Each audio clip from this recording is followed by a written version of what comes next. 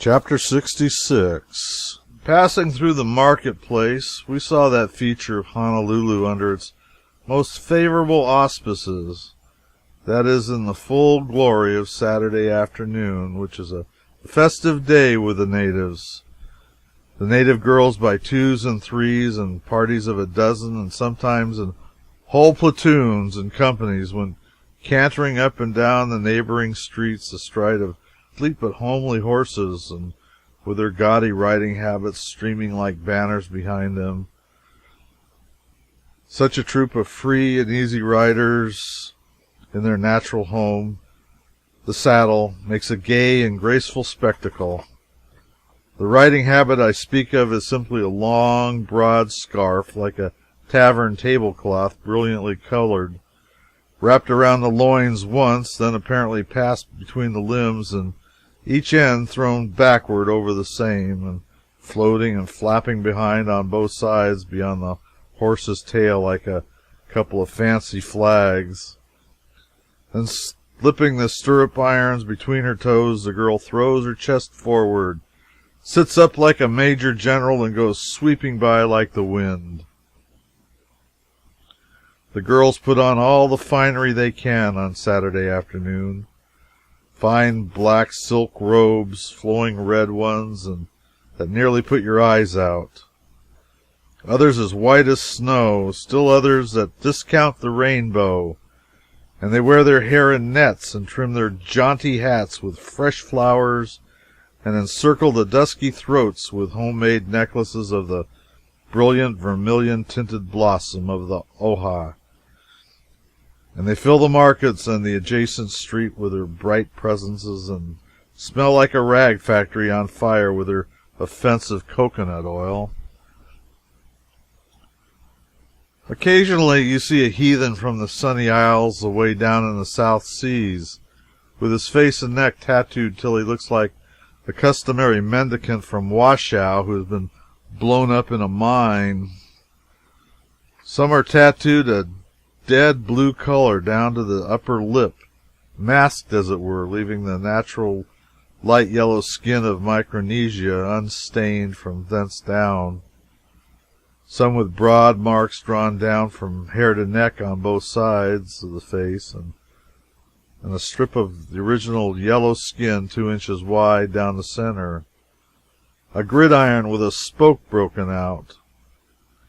And some with the entire face discolored with a popular mortification tint, relieved only by 1 or 2 thin, wavy threads of natural yellow running across the face from ear to ear. Eyes twinkling out of this darkness from under the shadowy hat brims like stars in the dark of the moon. Moving among the stirring crowds, you come to the poi merchants, squatting in the shade on their hams in true native fashion, and surrounded by purchasers. Sandwich Islanders always squat on their hams, and who knows but they may be the old original ham sandwiches. The thought is pregnant with interest. The poi looks like common flour paste, and is kept in large bowls formed of a species of gourd, and capable of holding from 1 to 3 or 4 gallons. Poi is the chief article of food among the natives, and is prepared from the taro plant. Taro root looks like a thick, or if you please, a corpulent sweet potato in shape, but is a light purple color when boiled. When boiled, it answers as a passable substitute for bread. The buck Kanakas bake it underground and mash it up well with a heavy lava pestle, mix water with it until it becomes a paste, set it aside and let it ferment, and then it is poi. An unseductive mixture it is, almost tasteless before it ferments, and too sour for a luxury afterwards, but nothing is more nutritious. When solely used, however, it produces acrid humors, a fact which sufficiently accounts for the humorous character of the Kanakas. I think there must be as much a knack in handling poi as there is in eating with chopsticks. The forefinger is thrust into the mess and stirred around quickly several times and drawn as quickly out, thickly coated, just as if it were poulticed. The head is thrown back, the finger inserted in the mouth, and the delicacy stripped off and swallowed, the eye closing gently, meanwhile, in a languid sort of ecstasy. Many a different finger goes into the same bowl, and many a different kind of dirt and shade and quality of flavor is added to the virtues of its contents. Around a small shanty was collected a crowd of natives buying the awa root. It is said that, but for the use of this root, the destruction of the people in former times by certain imported diseases would have been far greater than it was. And by others it is said that this is merely a fancy. All agree that poi will rejuvenate a man who is used up and his vitality almost annihilated by hard drinking, and that in some kinds of diseases it will restore health after all medicines have failed. But all are not willing to allow to the the virtues claimed for it. The natives manufacture an intoxicating drink from it, which is fearful in its effects when persistently indulged in. It covers the body with dry, white scales, and inflames the eyes, and causes premature decrepitude.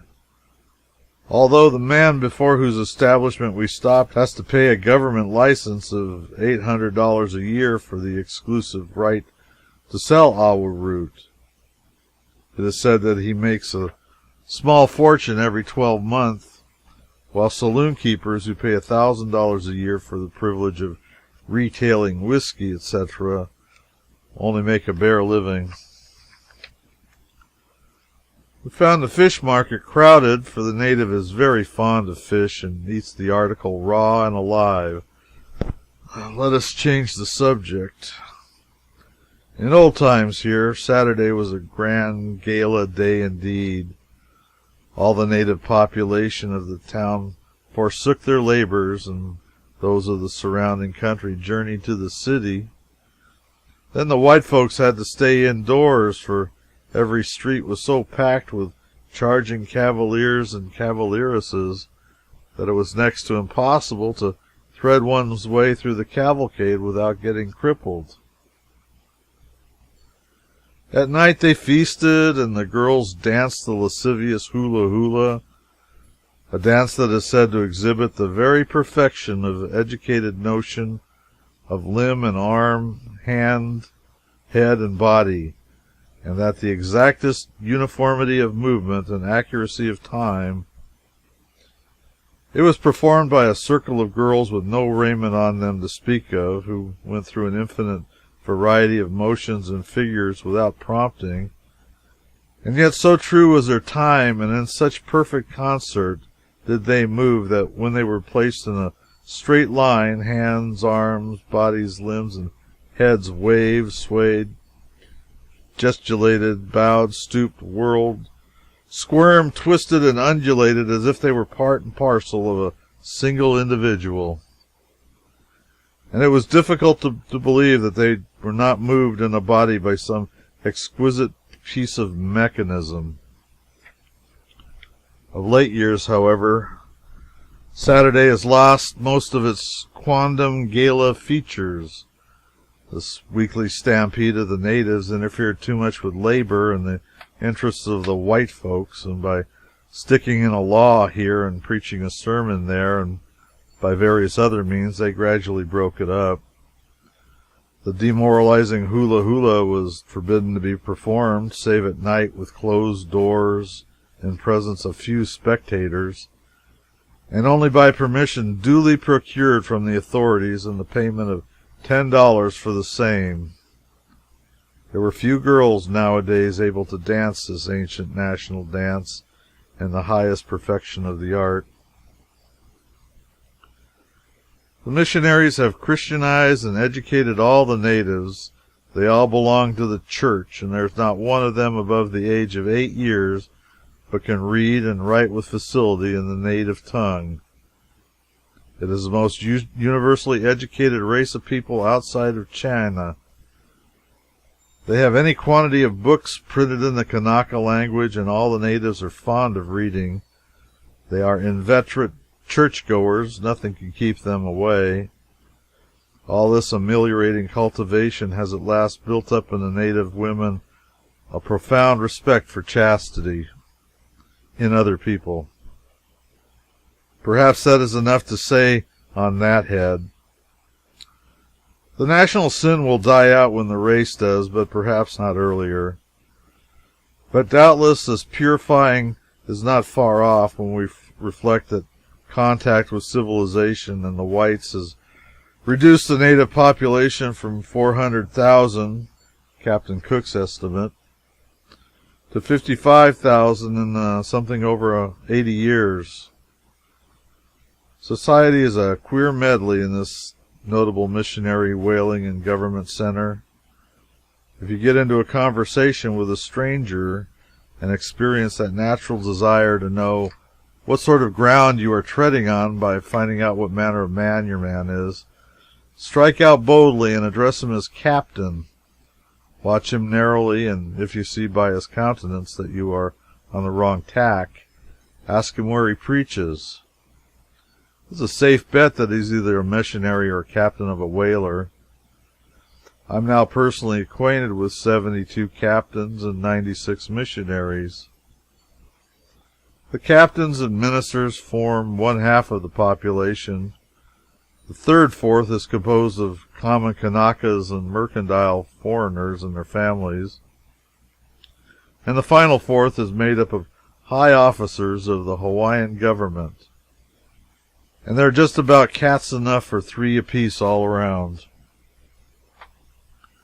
A solemn stranger met me in the suburbs the other day and said, "Good morning, your reverence. Preaching the stone church yonder, I no doubt." "No, it don't. I'm not a preacher." "Really? I beg your pardon, Captain. I trust you had a good season. How much oil?" "Oil? What do you take me for? I'm not a whaler." "Oh, I beg 1,000 pardons, your excellency." "Major General of the household troops, no doubt. Minister of the Interior, Secretary of War, First Gentleman of the Bedchamber, Commissioner of the Royal—" "Stuff! I'm no official. I'm not connected in any way with the government." "Bless my life, then, who the mischief are you? What the mischief are you? And how the mischief did you get here? And where in thunder did you come from?" "I'm only a private personage, an unassuming stranger, lately arrived from America." "No! Not a missionary? Not a whaler? Not a member of His Majesty's government? Not even Secretary of the Navy? Ah, heaven! It is too blissful to be true. Alas, I do but dream, and yet that noble, honest countenance, those oblique, ingenious eyes, that massive head, incapable of anything. Your hand, give me your hand, bright waif. Excuse these tears.